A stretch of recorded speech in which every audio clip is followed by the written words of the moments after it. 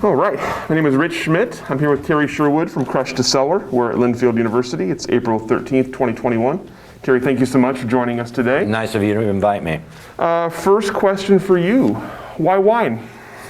Well, I got into this more by accident than anything else. I was working at Davison Auto Parts at the time, and due to computer upgrades and things like that, one of the gals there lost part of her job. And so they took part of my job away from me and gave it to her. And then my boss at that time, Ron Davison, said, Terry, go out and find something to do. So at that time I was delivering argon and nitrogen to local wineries. And one of the wineries, Panther Creek, Michael Stevenson was down there at that point. And you know, delivering gas gets a little old after a while. There's got to be more to life than that. And so I finally asked him, you know, what else could I do for you? And he said, well, we could use fittings. So I said, well, what kind of fittings? And he told me, and so I went back to the office and I went online and I found a company that sold these kinds of fittings, not knowing what I was looking at or anything. And I got a catalog from them. The next week I took it to Michael and said, okay, circle what you'd like to see in McMinnville. And so he went through and he circled different items, and I went back, and then I found a distributor that would sell to me at a discount, so I could sell it for approximately what people were getting out of California. I have always tried to keep my pricing to a point of where I'm competitive with California. I mean, there's no reason for them to spend a lot more money to buy it from me. Mm-hmm. So I try to keep it as competitive as possible. And that's kind of how it grew. You know, the first year it was just a couple shelves in the back of the warehouse. I remember the first shipment I got this box that was about 18 inches by 18 inches by 18 inches, and there was like $2,000 worth of fittings in it, and I don't know if I have the stomach to spend this kind of money, you know, because it gets really expensive really quick. Mm-hmm. Fortunately, the Davisons were nice enough to give me some leeway and to kind of let me take off with it. So the first year we just had fittings and valves. The next year I brought in hose, so we had kind of a combination of hose and fittings. And at that point, I believe it was about that time that Earl from Abyssal Winery called up and wanted me to build some hoses, and I know he always remembers me building hoses for him at the back dock of a auto parts store, you know. And but you know, I was with him from the day that he started, and then a couple years later, I ended up moving into a building next to it, only because by that time we had gotten into cellar chemicals, which was a citric acid and other cellar chemicals. At that time, the only place that there was that had it was Buchanan Cellars. Mm-hmm. And Buchanan wasn't really doing well with it. It just was not their cup of tea. So I ended up buying their inventory and starting from there. Mm-hmm. And same deal. I had no idea what people wanted. So I went around and asked different wineries, okay, you know, what do you need for cellar chemicals? I have no idea what you're talking about. And I gave this list of chemicals that Buchanan Cellars had. And I said, okay, circle what you think I need here. And they went and circled what they need and then said, okay, but you don't have this and you don't have that. So same kind of deal. I went back and researched and looked for different distributors that wanted to have some presence in Oregon. At that time, Oregon was so insignificant to California, where most of these distributors are, that they didn't want to have anything to do with this. I had troubles finding ones to sell to me with a reseller, with some sort of reseller discount. Some of them came back later and said, I wish we would have. I wish we would have. But this thing just continued to grow and grow and grow until I finally moved out of that building into the building that the winery supply place is in McMinnville, Davison Winery Supply. That just continued to grow. I brought in tanks from Italy, and I think that's kind of one of the remarkable things for me, thinking I never would have thought I would go to Europe at all. This wasn't even in my game plan. It wasn't my game plan to go to a show in Italy and pick out equipment to import, but that's just the way it got laid out. And now I've been to the show probably 7 or 8 different shows over there in Europe, and I've seen, you know, a dozen different countries that I would have never been able to if it wouldn't have been through this industry. Which, like I say, I get in the right time by chance, and by continuing to ask questions and continuing to follow through with what people wanted, I grew a clientele. And it got more and more, the people became more dependent upon me. So our relationships grew. And so rather than being a customer supplier, we more or less became like friends. Most of us have really good relationships with one another. And I think that's kind of the most interesting part of this industry, is that people really do care about one another. You know, when a winemaker dies, I remember when Jimmy Brooks died, a handful of wineries said, hey, you know what, we got to continue his label. So they all chipped in and did work to be able to continue his label, and now his son is running it. So that's kind of the neatest part of this whole industry, is that people respect one another. What year was it when you kind of made your first, about those fittings, what was the year that you got That would be 1996. 96? Fortunately, I was able to have save one catalog and talk about barbaric. It was just a piece of paper with the building on it, and then I cut out pictures out of catalogs and taped them together and made a copy of them. And the customers were pleased. They had something, but they actually knew that somebody was going to do something about it. And they'd had suppliers say to them they were going to get more interested in Oregon, and things never happened. When I came along and did this, people got an understanding that I was going to make something happen. This wasn't just something, because I had nothing else to do. And I had a good group of people. So why change what you're doing? And then we'll fast forward, probably about 10 years, and in 2014 I came to a realization that it was time for me to move on. It was something that was inside of me that turning 60 is something that I needed to do for Terry.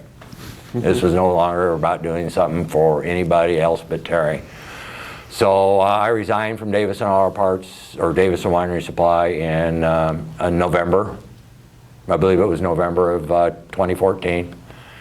And through the connections I'd made in California, one of the companies had always told me that, you know, if you ever want to do something different, give us a call. And I went home after I gave my resignation, and my wife looks at me and says, what did you do? You had a job. And I said, oh, this is something that I needed to do.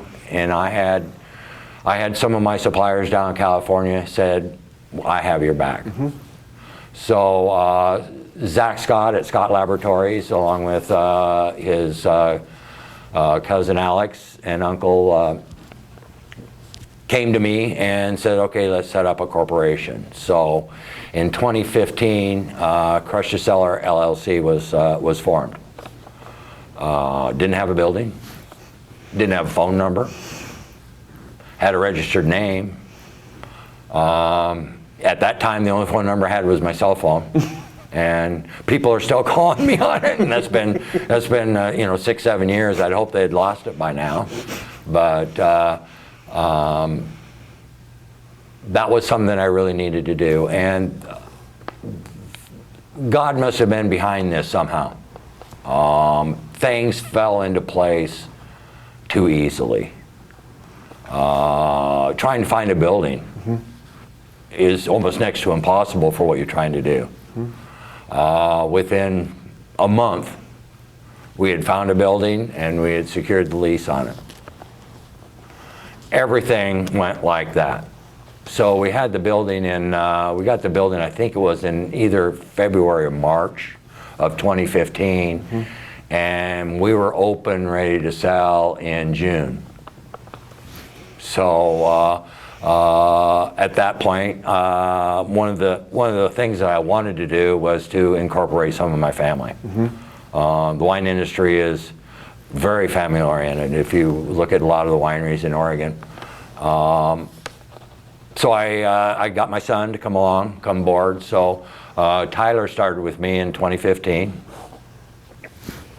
and then shortly later we hired. One of the proudest achievements that I've had is being able to find someone like Danielle to help me out, because you don't find people like that off the street with that kind of passion. My son, he had the passion and he knew it was part of my family, so he had to perform, but Danielle didn't have to. She chose to, so it was a real excellent find. In fact, I just got a email from LinkedIn today, and today is her 6th year anniversary with me at Crush2Cellar. So congratulations. So this just continued to grow, and one of the things was that most of the wineries that I'd done business with followed me. And that was the key to all the hard work that I'd done over the 10+ years before. And we were concerned to start with, how many of these people were going to follow you, how many weren't. This industry is really expensive. A new building isn't cheap. Just being an LLC by yourself, trying to find a way to have group health care and all these kinds of things were difficult. But everything fell into place. Everything fell into place, and within a couple years, I was at or above where I was at the peak at my other employer. So then what is it? And then I was able to have my wife come in, and my wife comes in. She does delivery driving. So she makes deliveries to, particularly down south. She goes as far as Two Towns Cider House in Corvallis, but she'll catch every 199 going south, plus 22 going towards the coast. So she'll catch that Van Duzer, Chateau Bianca, Viola Hills, all that kind of area on her way. And then in 2018, my daughter was one of my daughters was looking for a part-time job. She just graduated from dental school, and as a dental assistant, but it was only part-time. And so we hired her, I think it was like 20 hours a week, just so that she had enough, and she got a taste of it, and she actually liked working with the wine industry more than she liked looking in people's mouths. And so she came on board in 2018.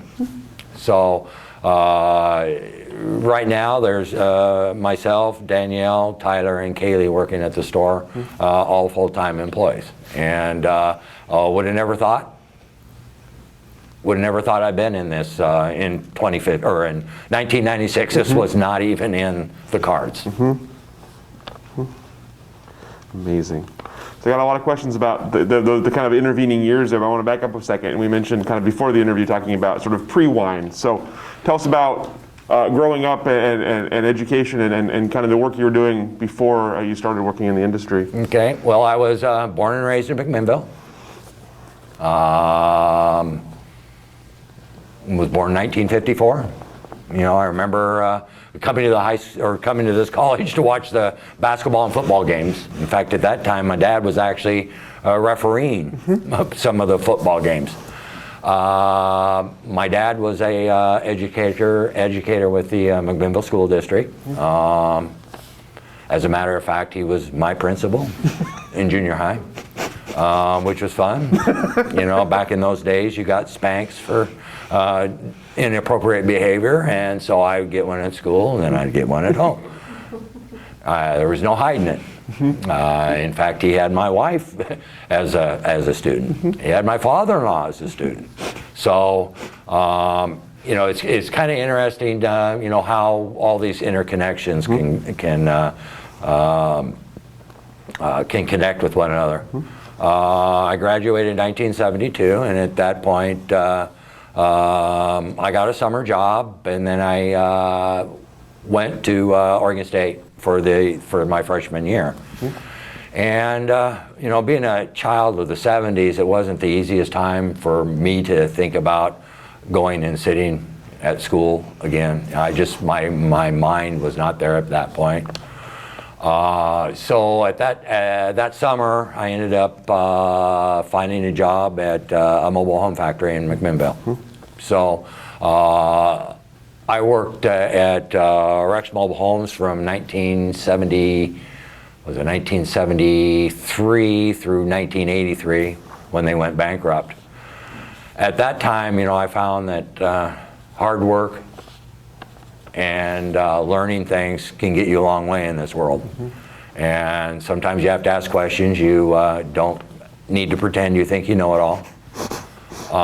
So I ended up in those years going from just unloading boxcars to my final 2 years there, I was assistant purchasing and receiving. So I was able to work my way up as far as probably I was going to at that job until they went bankrupt.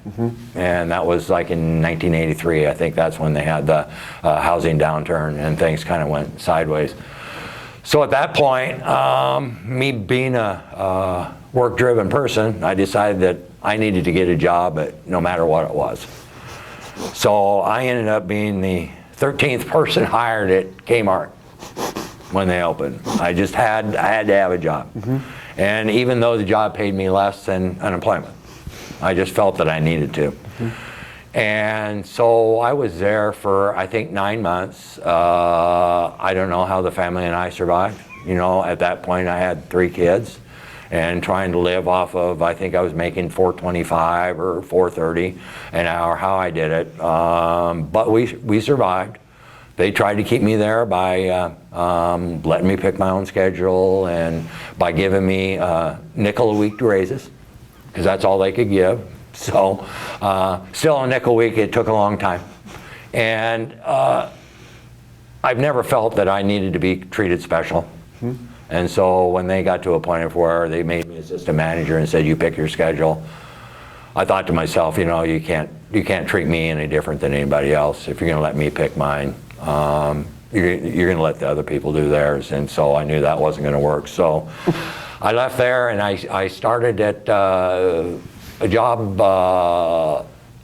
that I'd had just before I went to college at Copeland Lumber.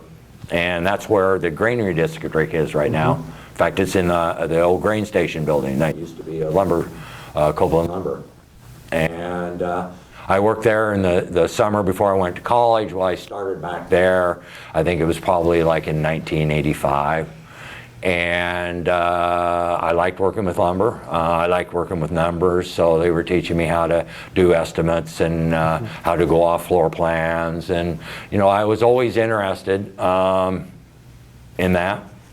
And finally, it came to a point where it got to a disagreement in between me and management, and I was told to go and pick up my check at the bank. So I went home devastated, because what I did I thought was right, and they didn't agree. So I went home, and I'm looking at my wife, and I'm thinking, oh God, what am I going to do now? Through connections through the mobile home factory, there was a gentleman, his name's Jim Beard, He worked for Davison Industrial Supply at the time. And him and I had done a lot of work because he was bringing stuff into the mobile home factory, and I was the one receiving it and okaying it. And so he had heard that I needed a job, and he said, you know what, I think we got a place for you. So thanks to Jim Beard, I was able to get the start in all of this, this whole adventure with the wine industry, between him getting me into Davison's to start with, and then Tom Davison giving me the support and backing to continue doing what I was doing. My mom was a banker, so she worked at the U.S. Bank. And that's one of the things my dad has always told me. He has friends of his ask, how did you get all your kids to work so hard? My brother's a teacher. My sister has worked for Microsoft. She's worked for Apple. She's worked for Hewlett-Packard. She does all that kind of stuff. My littlest brother is the manager for the engineering department here in the city of McMinnville. So he says, I don't know what I did. Well, I really know what he did. He showed us work ethic. And I think that's one of the things that's kind of missing these days. My dad was a teacher and drove picking buses in the summer. I remember my mom taking me out to the berry fields to pick, so for extra money. They raked walnuts, whatever it took to make the family survive. And so that's where I got this drive of trying to succeed, try to make something of yourself. And by the grace of God, I was able to. Like I say, my wife was born and raised in McMinnville also, so we got married in 1975, and so that puts it number 46. So, and that's kind of a record too. Got a lot of anniversaries. Congratulations. Yeah. So I'm curious. You talk about kind of sort of falling into the industry completely by accident. I'm curious. Did you have a perception growing up in the area of the wine industry? Did you have any kind of knowledge of it or interest in it?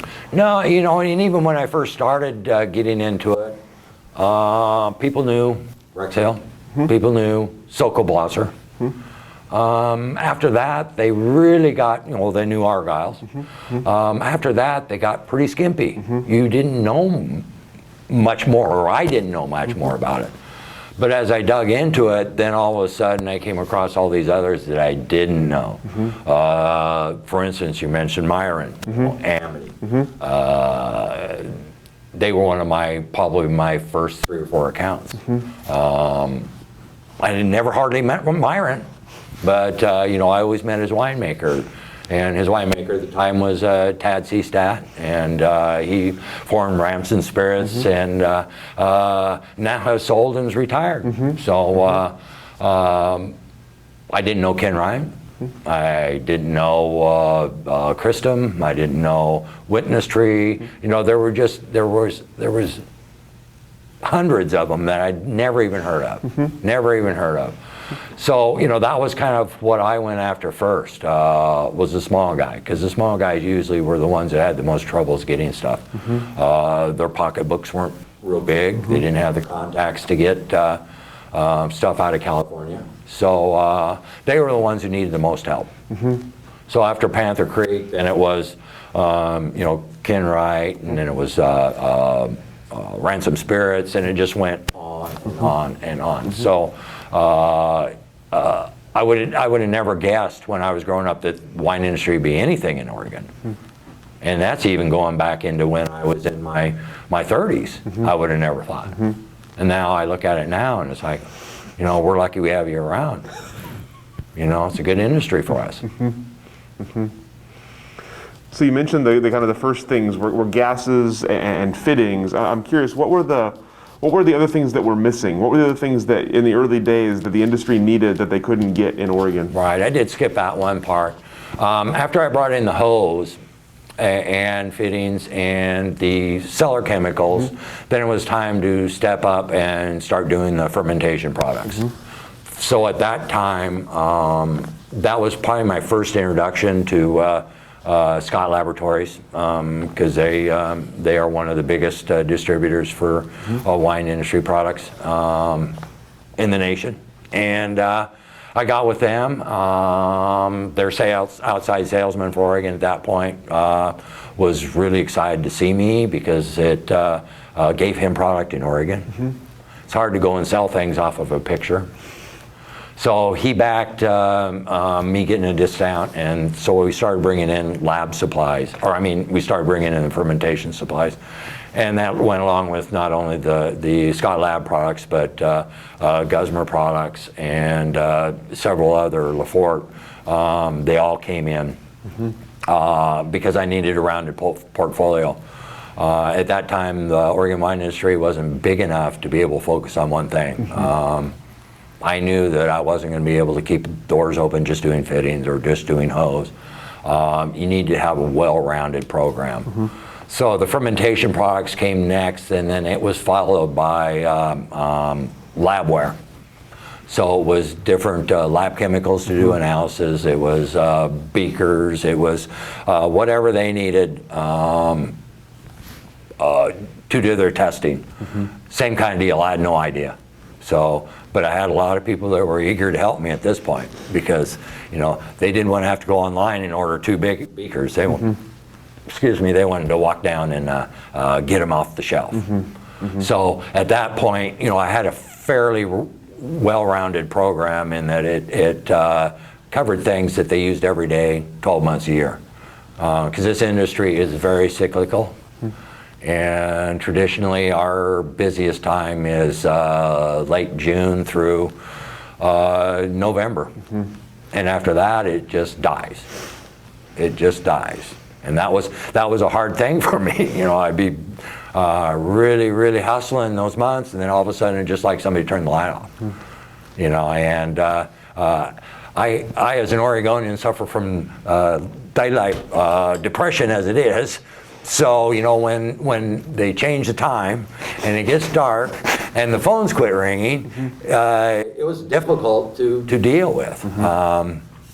But by the time I got to the point of having all these products, and all of a sudden I found, people are filtering in December or in November or, whenever they're doing these different things, because I forgot that I brought in a line of filters.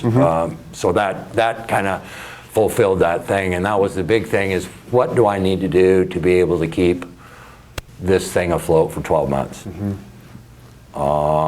Because I can employ myself, but I'd never be able to afford buying other people or paying other people.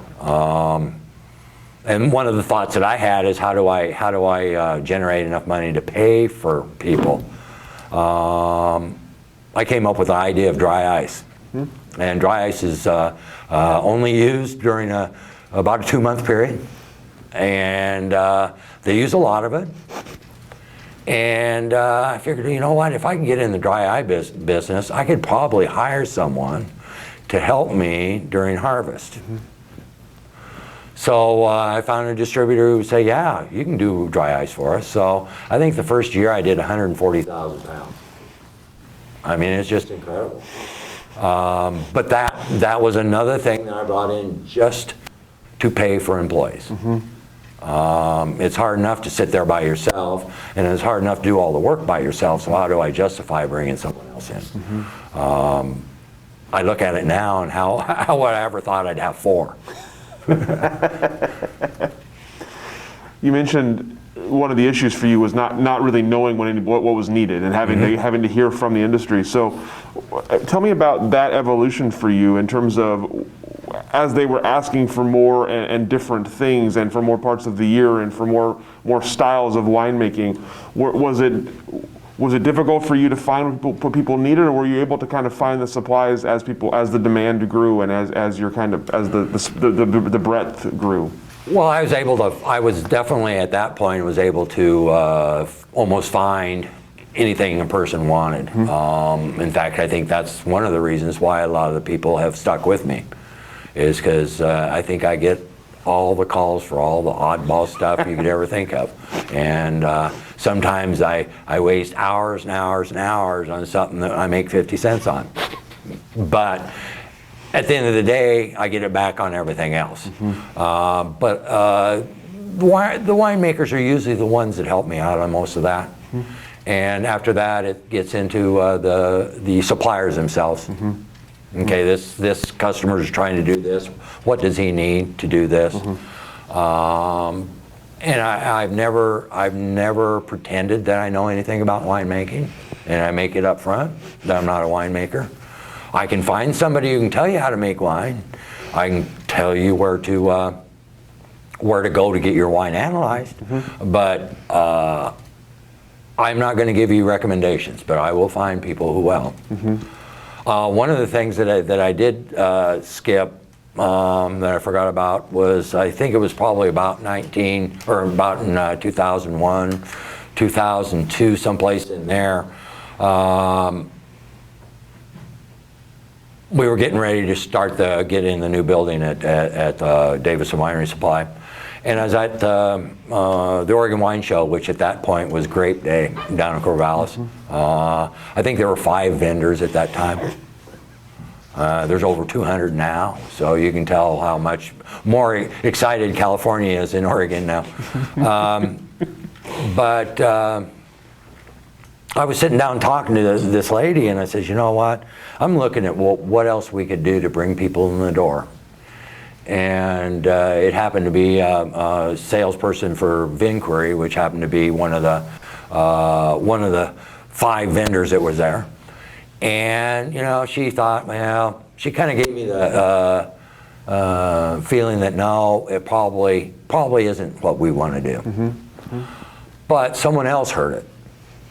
And so it wasn't more than a week later, I get a call from a company called ETS Laboratories out of California.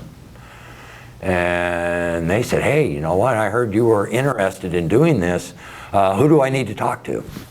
Because I'd like to put a satellite lab up here. So at that point, it rounded our program even more. Not only could you get everything you needed to make your wine, but also if you had issues or you needed special testing done, it could be brought in at the same time.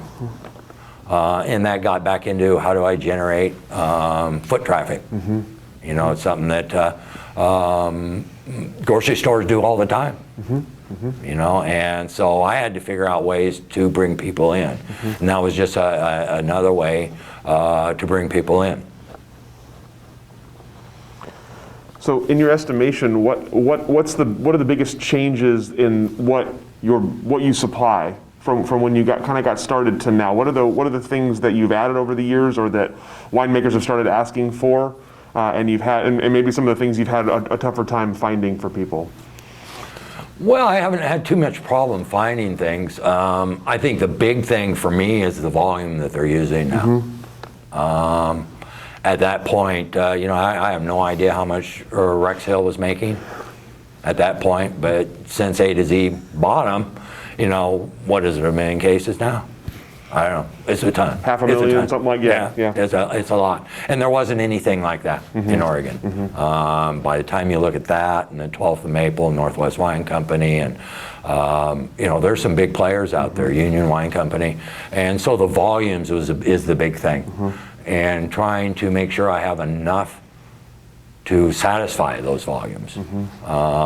There have been some, issues from time to time with shipping, stuff like that, but normally things haven't changed. The one thing is the volume's gotten so big, a lot of things I don't even touch. I just have them shipped direct from the factory.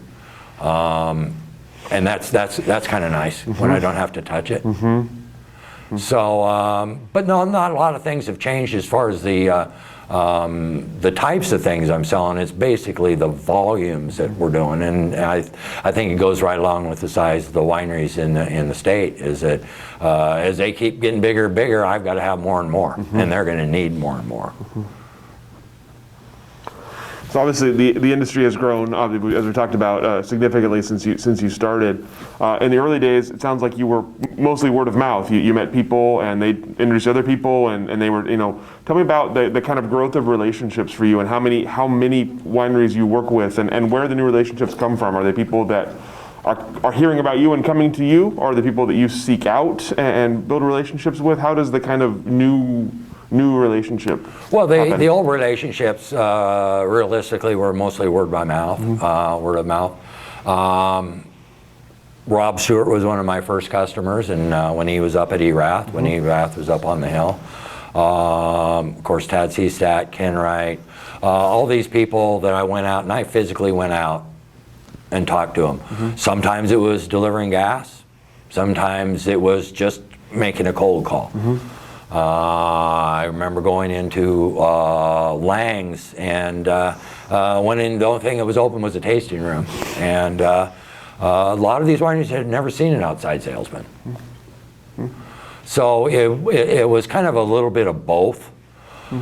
It finally got to I had enough customers, it finally got to a point of I had to ask my key customers, which would you rather have me do? Come by and visit you or be there at the phone? And most of them say, I don't want to see you, I want you there at the phone. Because when I need something, I need to know you're going to be able to do it, and you can't do it when you're out there. Some of the, Sam Tannehill was at Archery Summit at the time, and I remember when they first started, and I made deliveries up to them when they first started. I remember going up into Domaine Druin, and there wasn't anybody in the whole building except for the guy in the cellar, and I don't know how he'd do that. I mean, that's a big building to be there by yourself. I can remember going into Ken Wright's, and Ken at that point was, I was getting gas from him, and at that point he was making Domaine Serene's wine in the old glove factory. And I was walking around in there, and I saw this drawing that of this kind of oddball looking building. And it was something that Tony Reinders, which is his winemaker at that point, and the owners of Domaine Serene had been drawing up on this big mansion they were building up on the hill. And I'm just scratching my head and said, wow, this is really becoming something now. These aren't pole barns. Because, a lot of them were just, something, it's step up from the garage. Now it really became something. I remember when Sam Tannehill and Cheryl Francis decided to make a wine label on their own, and they made it up in the Eola Hills. I think it was at the old Cuneo place. They decided they were going to make wine there, and they started looking at all the expenditures as far as, wow, I got to buy a press, I got to buy a crusher destemmer, I got to buy this. That's a lot of money. But look at all this juice that's out there in the market. There's a lot of juice. Well, maybe we ought to think about buying bulk juices and doing our own custom blends. And I forgot how many hundred cases they did. It wasn't very much. It was a couple thousand cases, I think, in the first year. And now A to Z is where it's at. So same kind of deal, taking a little bit of initiative and seeing what's going on in the world, and a little hard work can reap some benefits if you really put the time into it. And that's one of the things that I try to instill in my kids is that, there's a lot of things out there. You just got to figure out something you're passionate about and go after it. You talked about a lot of people who have played big roles in Oregon wine as people you've had relationships with. Obviously, an interesting industry because people when they need things, they need them, right? As you mentioned, they need you to be there. So tell me about building up that kind of trust and how you built relationships with all these different clients and what it was that you wanted them to know about you. What was it you wanted to portray as what is Terry and why would you come to me? Right. Well, I'm very service oriented, and I think that's the big deal. Is that I made sure my customers knew I was there for them. I followed up. People asked me about a different product. If I didn't know where it was, I told them I'd find it. Follow up by a call back. Yes, I was able to find it. No, I have no idea where that one came from. But that was the big deal, is for just to be upfront and honest with people. I'm not a winemaker. I'm here to support you in your industry. If you give me a hand in building this, I can give you something that is, there isn't another one in the world. And from what I understand, and I'm almost sure on this one, there isn't another facility like Crush2Cellar in the nation. And that's saying quite a bit. The big deal is the concentration. You couldn't do it down in California. The wineries are very spread apart, traffic's really difficult, and the wineries are big enough to where you could focus on nothing but hose, or you could focus on nothing but filtration supplies.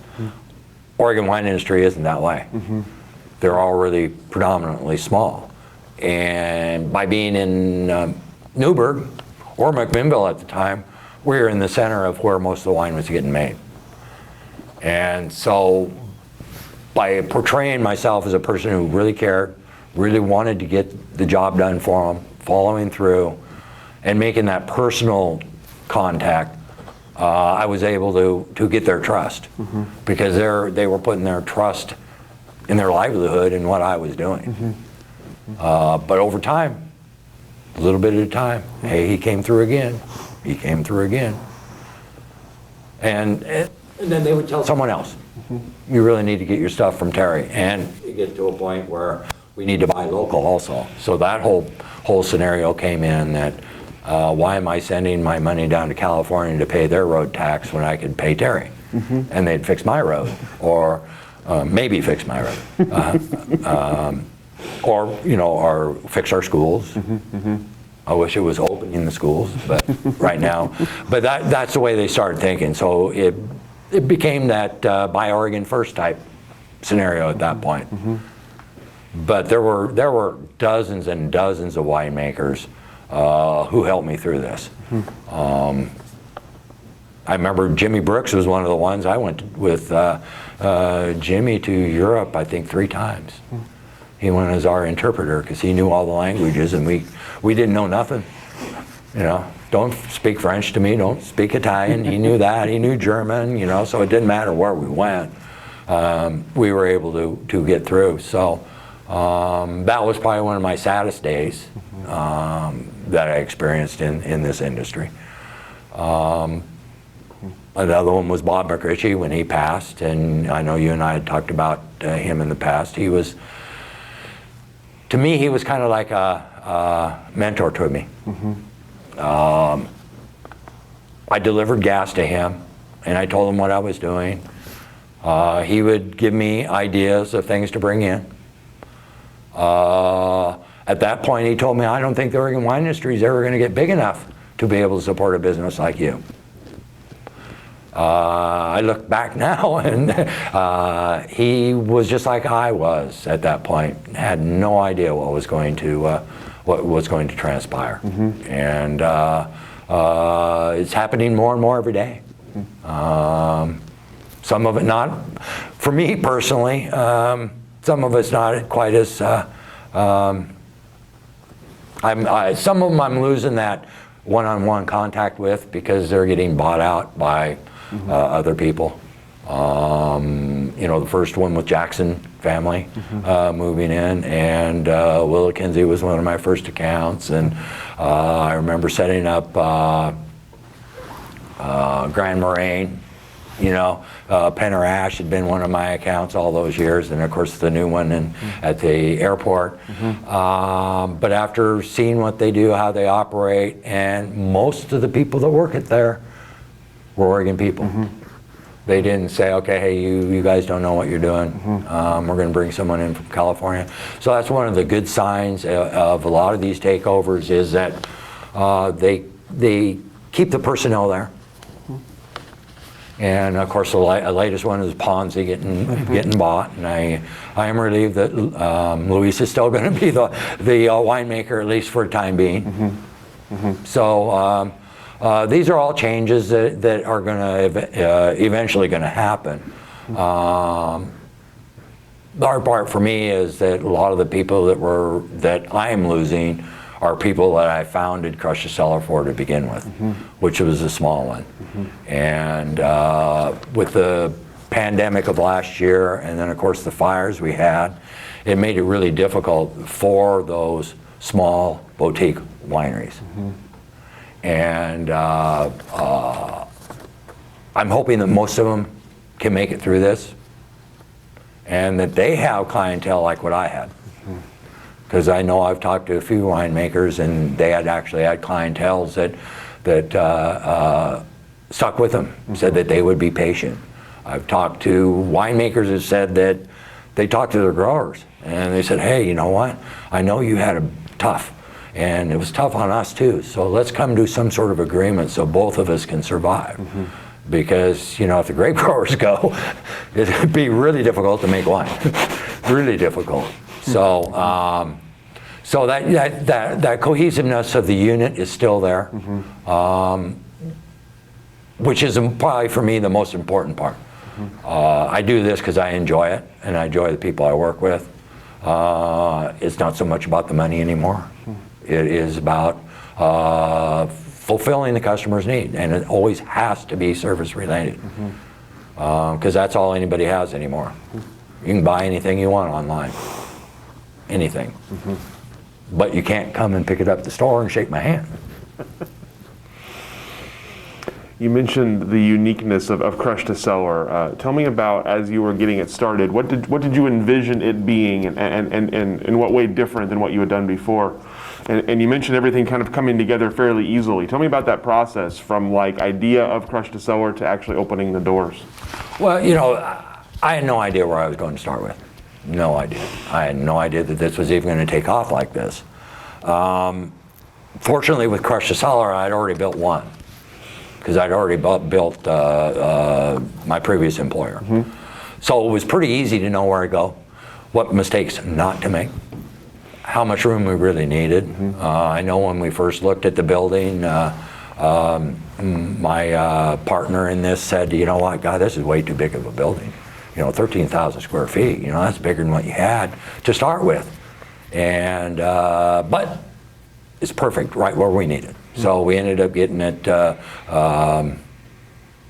it used to be an old farm grow store in Newburgh, and then it went to a wood floor place, but it's right there. We got 99 access both sides, and 214 is just down the road. So, you know, the good location. But the big deal is that on the second one was knowing what I needed, where to go, and where to get.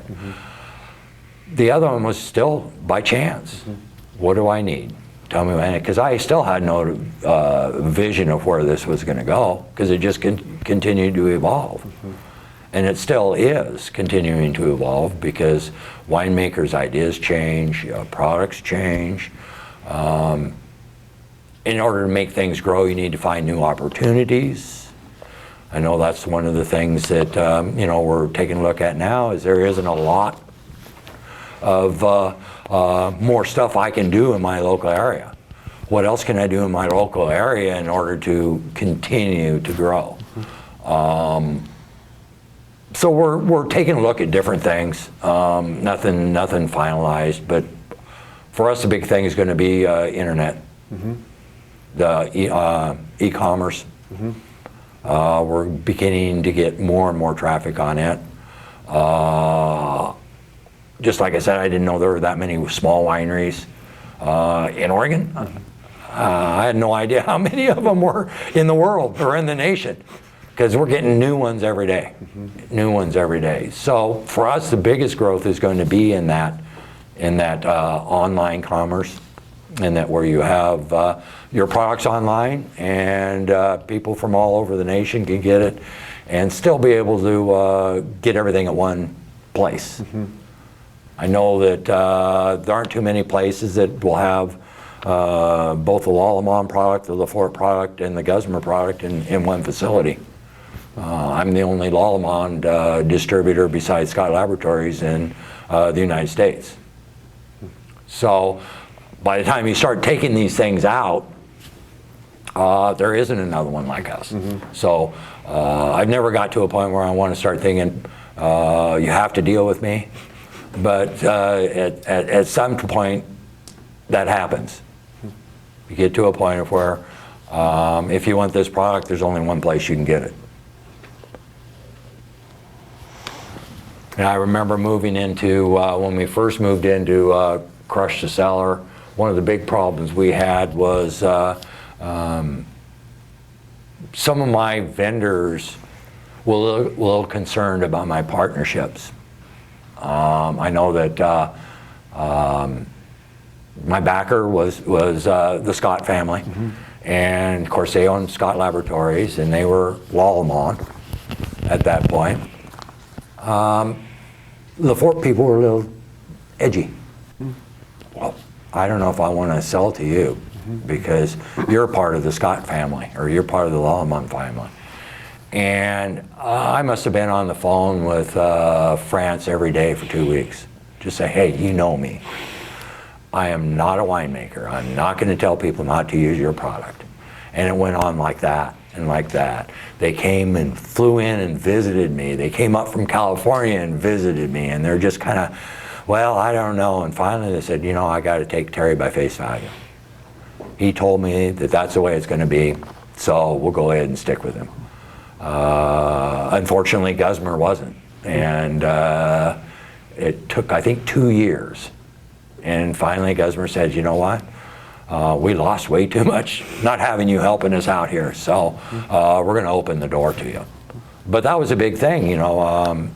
People don't want somebody taking their business away, and they were concerned that when someone came in, they were looking for this product, I'd just say, hey, you know what? Use this one instead. But Crush2Cellar was always formed, and even when I was at Davison's, it was formed to a point of where we are not brand specific. We want to get you what you want, not what I want to sell you. And that's what saved both of those at the end of the day. And of course, same deal, you can't make a living just on one of them. Granted, Lafort and Lallemand are the biggest percentage of the fermentation products sold, but there's still a pretty good percentage of other things that are out there that you can get that just grows your customer base. You mentioned earlier the travel abroad, the trips to Europe for looking for materials. I'm curious, what prompted those trips for you? What made you think you needed to go, and what did you bring back into the Oregon industry that maybe wasn't here already or that people were looking for? Well, I think originally it was to go over there to look at small equipment.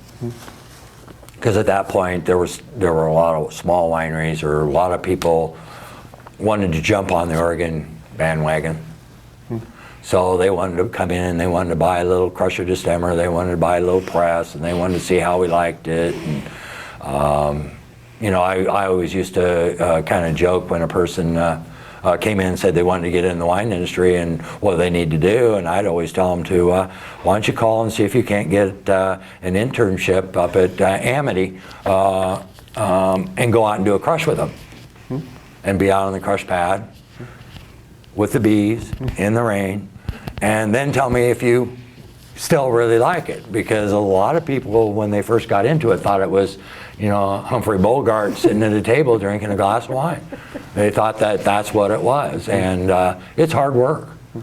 It's hard work, and it'd be hard for me because I don't like yellow jackets, so, and they're all over the place. So it's hard work, and it takes.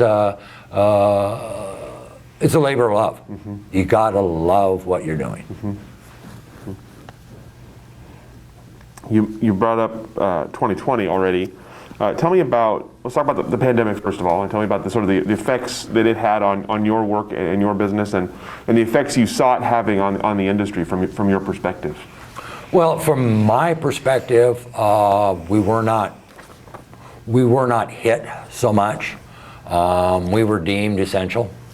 So, of course, we had to have the protocols, the 6 foot, the masks, the sanitizing. We had to do all that, but realistically, our business didn't change. One of the things that did change was volumes, because they no longer had a place to sell their wine. So most of the impact had to do with the wineries. So the pandemic for us didn't affect us as much, but to my customers it did, because it took one of the biggest venues for most of them for selling their wine. Because not a lot of people go to grocery outlet and buy a $50 bottle of wine. And that's what a lot of the Oregon wineries have been based on, for all these years. The real problem came, later on in the year with the fires. And I think that was something that was really, really kind of, they didn't need another problem. A lot of wineries didn't make any wine at all. Some of them harvested what they thought they could do and did whatever they could to fix it. So not only did you have a drop in sales, but you didn't have any grapes to produce. So what do I do with my people? I need grapes to keep them occupied. And I think, through different grants and different things going on, I think a lot of them, I haven't heard of any of them that have just had to bail. So most of them are continuing to go. And maybe on the bright side, a lot of these wineries had inventory that they could sell. So maybe it's time to take a look at getting that inventory down. So maybe it was kind of a godsend to be able to get rid of some of your inventory. At least you were able to do that. Not that anybody ever wanted that fire. We actually happened to be at Detroit Lake that weekend, Labor Day weekend. My family had rented a house in Detroit. And of course we'd sit there by the lake, and we saw that plume of smoke over the hill, and they closed down one leg of the lake because they were going to use the planes to come in, pick up buckets of water, and the next day it was still in the same place. Didn't even think about it. And we left that Monday morning early because we didn't want to fight the vacation traffic back. And that morning, or later that evening or the next morning, they evacuated Detroit and it was gone. And that's been our family place for years. So some of these things that get destroyed by fires takes way too long to come back. Way too long. And I don't know too many people that actually lost a lot of significant vineyards. Sure, they lost the harvest, but we all got to be optimistic that this was something that isn't going to happen all the time. Unfortunately, I think we're seeing some changes in our climate. When I was growing up, it seemed like we had on and off rain almost all year. We might not have as much in July and August, but you'd still have that nice, refreshing downpour in June. Look at it now, there isn't even rain in sight in April. They already have drought conditions in certain parts of Oregon already.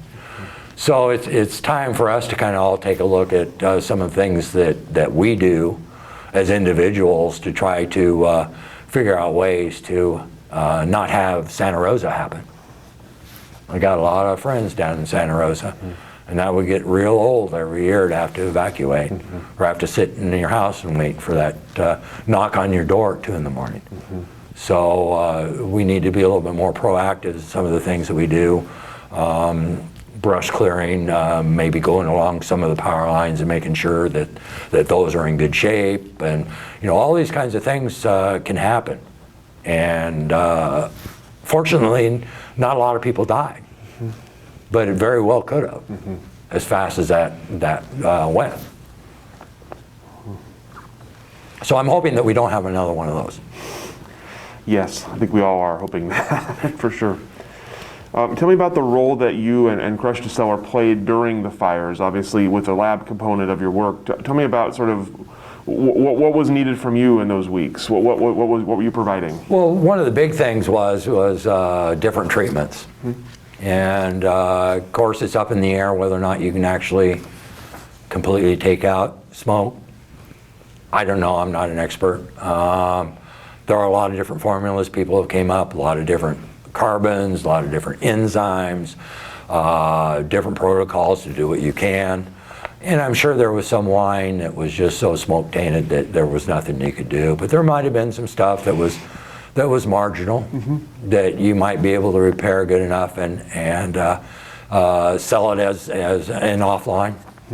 You know, you wouldn't want to put something with any kind of taint in it at all in an upper end wine, because the people that are spending $75 on a bottle of wine, that's what they look for. You know, they want to make sure that that wine doesn't have any flaws. So it was providing lots of carbon, lots of different enzymes. They had a lot of different podcasts and a lot of different things on the internet on how to treat wine. So that was a big deal, was just funneling everything that they needed to do the best they could. And obviously, that you mentioned Santa Rosa, you mentioned California's had this issue for years. Was it something you were prepared for in terms of knowing what was going to be asked for, or were you kind of scrambling along with winemakers to find what people were going to need? Well, it was mainly scrambling. But some of the vendors already had gone through it with down in Santa Rosa, so they kind of knew what products worked, what products didn't, what might help. So a lot of that was taken care of, and realistically, most of us kind of should have taken a look at it to a certain degree with looking what's been happening in Southern Oregon over the last few years. We're becoming drier. I think we probably get about the same amount of rain every year. It's just in a short period of time, and then when it stops, it just stops. And so you get all this undergrowth going from the rains, and then all of a sudden it grows, and then no rain, it dies and dries out, and then you're ready for a match or a chain off a tractor, or it doesn't take a lot at that point. So I think a lot of it is due to some of the changes that have happened, and I don't know if it's cyclical. I don't know, because I'm not an expert at that. I don't know if mankind did it. I'm not even going to go into that battle. All I know is that the weather today is different than it was when I was growing up. I haven't moved more than 20 blocks in my life, with the exception of the 1 year at Oregon State. So, you know, my area hasn't changed. It's the surroundings that have, and that gets a little scary. And then even thinking about having a bad fire on the coast. I go down the coast and it's always rainy to me. So we need to take a look at some of the things that we do and what we can do to prevent whatever accidents we can. We're never going to be able to stop it. You can't stop lightning, you can't stop, but you certainly can stop some things. So tell me about the biggest changes you've seen in Oregon wine since you became part of it. Obviously it's grown, but beside from that, what are the other changes you've seen? What looks different about Oregon wine now than it did in the mid-90s? Well, when I first started doing this at Panther Creek, one of the things that they had was natural cork, unfiltered, unfined. Over the years, it's gone to twist cap, it's gone to artificial cork. You know, back in the 90s, if you told somebody they needed to use an artificial cork, they'd tell you you're crazy. If you told them that you wanted to put a screw cap on it, they'd tell you you're crazy because you got to hear the pop of the bottle when you uncork it. So, you know, those kinds of things have changed. A lot of the upper end wineries are never going to change that cork format. But there's a lot of call for that twist cap for a lot of wines, and it's a lot safer, it's a lot cheaper. So a lot of these people that are doing the volumes have changed to that. And then of course, who would ever thought of cans? I would have never thought about getting sparkling wine in a can, or even a Pinot in a can, or a Pinot Gris in a can. I would have never thought. No, you're crazy. I remember when Copa di Vino came up with the little cups, and they had those little one-serving cups with cellophane on top of them. And I thought, what a unique idea, but you know, how do you market that? And I guess they had stands down in Miami Beach, and they'd have an end cap like at a 7-Eleven store, and they just clean out. Plastic cup, you throw it away, it won't break. So, you know, all these kinds of little things have changed to try to find avenues into the market. And I think that gets to be another part of their marketing strategy is how do I do things a little different than everyone else. Just like me, I have to continue to evolve, continue to find different markets.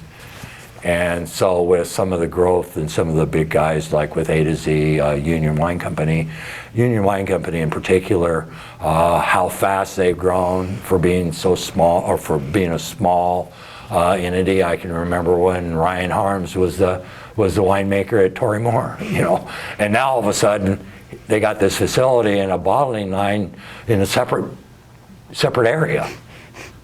So and kicking out cans. And it just boggles my mind to think that we're actually to this point. But we all have to evolve. We all have to find a way to make ourselves stand out a little bit different. I know that Ken Wright, for years, everything was barrel select. You would come in, you buy a future, you would pick which barrel you want, and you got wine out of that barrel. So that was kind of a technique of his. Different parts of vineyards, all these different things people use as a selling point. Whether or not it makes any difference, who knows? But it is a story, and a lot of making wine is a story, and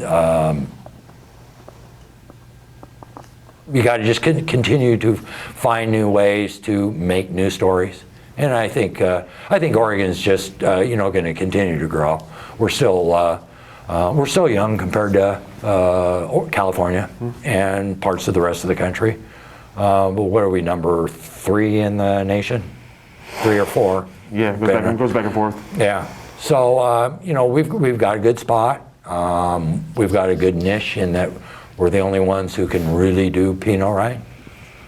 So we just need to continue to explore how do we continue to exploit Oregon, and also include Southern Oregon, because they got their own little thing going on down there, which has nothing to do with Pinot.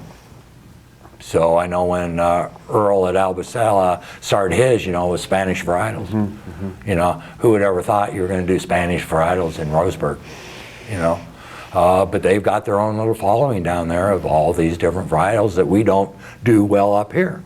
So it's important for this industry to focus on what we can do as a whole, not necessarily keep Pinot as the only thing we do. Because there are a lot of people whose Pinot is their favorite. My wife's happened to be Syrah. So Pinot people are definitely out there, and they do not waver any. You look at what Linfield's done with the festival they have every year. So there are people all over the world coming to that. So that's never going to change. But I think in order for us to evolve, we need to continue to expand Oregon's offerings. And this is one thing I need to throw out about when we were talking about the fires and stuff and the climate change. And I was at a show in Penticton, BC, in the Okanagan Valley, and that's their big wine grape growing. And I went to a show up there because I have some friends up there. And one of the guys was telling us, yeah, you just wait. Not too many years down the future, Okanagan is going to be the place to grow Pinot because it's going to be too hot in Oregon. And that's been 10 years ago. So somebody kind of had that thought that there was going to be this increase in temperature and dryness working up the coast. But, you know, I took it as a grain of salt. You know what you're talking about. You know, it always rains in Oregon. Yeah. You talked a little bit about some of the changes at Crush2Cellar, that you talked about kind of the e-commerce. But what else do you see as you look ahead for you and for your business? What do you hope Crush2Cellar looks like in the coming years, and what do you hope your role is? Well, I hope my role is diminishing. That was one of the things about starting one of my own, was to get it where I needed to feel comfortable about it and back off. I've got the employees to do it. I just don't have a lot of hobbies. So, and I love the industry. So, you know, I truly hope to be able to slowly back off, because if I'm there, the kids ain't gonna learn. So it's important for me to let go and let the kids learn. One of the things about Crush2Cellar is my office and back, which is great, because now the new guy, the kids have got to make their own contacts. They got to make their own relationships with with the customers, and I don't even know a lot of them anymore. I mean, I know the people that I did business with all these years, but I don't know their new ones. I don't know their new helpers or new cellar masters. That's their job. And in order for Crush2Cellar to carry on, they need to establish their own contacts. They need people to come in and feel like they're at home. I'm just coming in to visit Danielle, or I'm just coming in to visit Tyler. We want to get that feeling that's the reason why they're in. And they are doing a very good job at that. As far as growth for us, there's been a lot of things tossed out there. Mobile services, see what else did they bring in. I know mobile services, they decided to kind of put on the back burner for the time being. They were going to try to do a smoke analysis test in Newburgh. They couldn't get the machine done in time.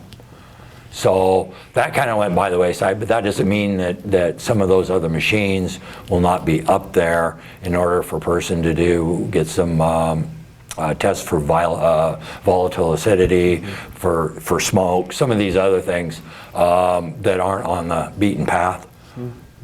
But if I look at the future, the way we're kind of talking about things drying out, this fire thing probably is not going to be isolated.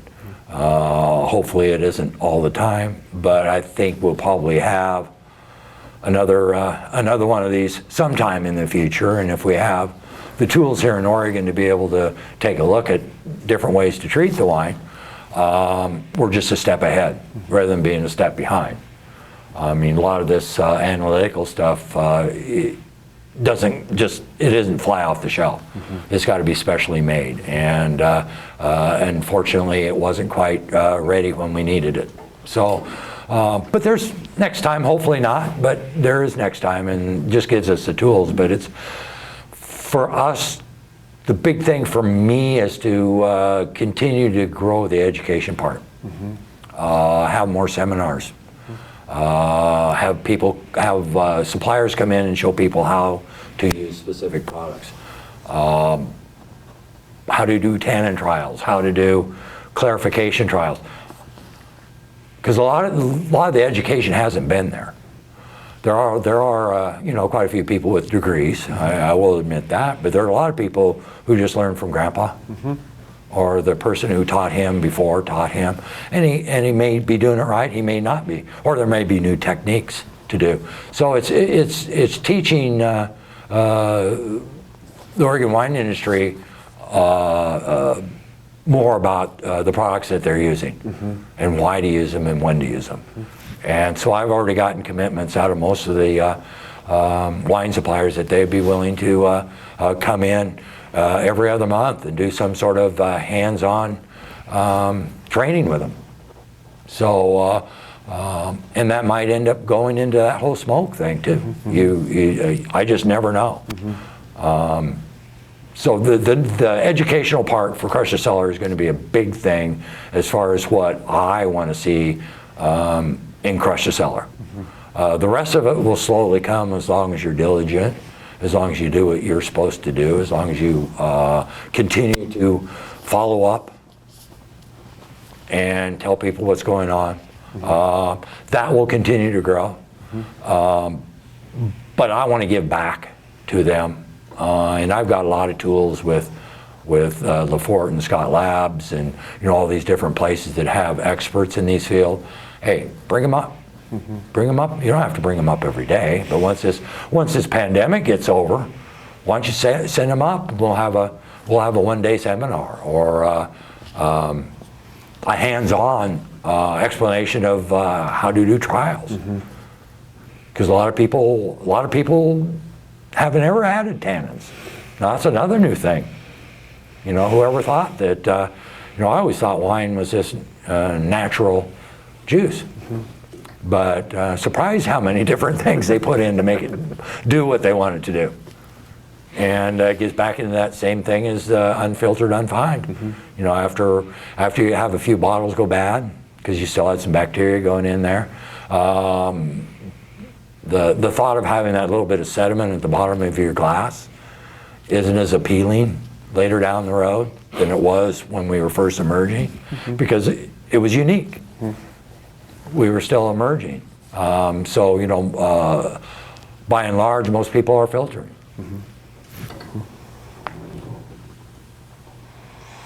That's all the questions that I have for you, Terry. Is there anything I didn't ask that I should have? Anything we didn't cover here today that we should have covered? Well, I'm glad. Number one, I'm glad that some of the Oregon universities are taking advantage of the Oregon wine industry. The first contact I had with the university working with the wine industry happened to be at Oregon State when Barney Watson was there. And of course, Barney was another one of those that was really helpful to me to get me going, because he knew in order for the Oregon wine industry to grow, they needed product locally. They couldn't wait 2 days to get their stuff. By and large, the Oregon wine industry doesn't think a lot ahead. They wake up in the morning and they say, I'm bottling today, I need a filter. And that's just, and that gets back in that whole cyclical thing. If you're running production all the time and every day is the same, you usually don't forget those things. But with the ups and downs of the wine industry, sometimes it's hard to remember what you're doing. Because yesterday you were looking for something to do. So he was one of the ones, and a lot of people have told me that the Oregon wine industry wouldn't have grown as fast as it did if I wouldn't have been around. And that's an awful big compliment, awful big compliment. But after Barney left Oregon State, then Chemeketa was started. So it was good to see that program going. And we have the guys from Chemeketa coming in once or twice a week, getting different product. And now with Linfield, taking the next step, and with Domain Serene helping out with some grant money, because these programs aren't cheap. It'll give an opportunity for more people to actually learn more about it. And it's not just making wine, because that's only one part of it. The hard part is selling it. And when you have 500 or 600 Pinots, how does Fred Meyer pick out which one they're going to pick? You got to have a good sales team out there. You got to have a good group of restaurants. And that's one of the things that for a lot of the wineries really suffered, is when they backed off on the restaurants, and that was the only place that they sold their wine. They had either their wine club or upper end restaurants or wine bars. So when that was gone, then it was just kind of. So now I forgot where I was going with that. But no, there's a lot more to it. There's a lot more to it than just making the wine, making a quality wine. It's getting it out there, getting the winemaker to go out and explain about the wine, tell the story about the wine, because a lot of it is in the story you're making. I know I've watched a few of them talk, and you're just going, God, I bet you that wine really tastes good, because they just know how to talk. They know how to talk. And you need to have good marketing people that can do that. So you need to have good label designers. How do I make that bottle pop off the shelf? You know, there's a lot of different avenues to the wine industry that aren't necessarily making wine. And I think that's one of the big focuses we need to take a look at is some of those other branches to make sure that it's getting marketed. And that's one of the things that the big guys can do. With Jackson Family coming in, it gave us exposure nationwide really quick, because this is a Jackson family. So you know, some of these buyouts have been for the good. Even though sometimes it breaks my heart, because these are people that I grew up with. But at the same time, I know that it's needed in this industry in order for it to grow. Well, thank you so much, Terry. We appreciate this, and congratulations on your 25th year of selling wine products. Well, thank you for inviting me. You know, it's really an honor. And when I look back at starting something that I had no idea what I was doing. In 2003, I was recognized by the Oregon Wine Grape Growers. And then I forgot what year it was that the Wine Walk of Fame by Ponzi Vineyards put a brick out there at the Ponzi place there in Dundee. It kind of made me realize that maybe Terry did do something. And Rob Stewart was the one who inducted me. Who happens to be my next door neighbor also. So he gets nighttime deliveries. So, but anyway, it's been a real pleasure to do this, and it's been an honor to work with the wine industry. The best group of people you could probably ever work with. And thanks. Absolutely. Thank you so much, and we appreciate your time and your stories and your candor. And we'll go ahead and let you off the hook.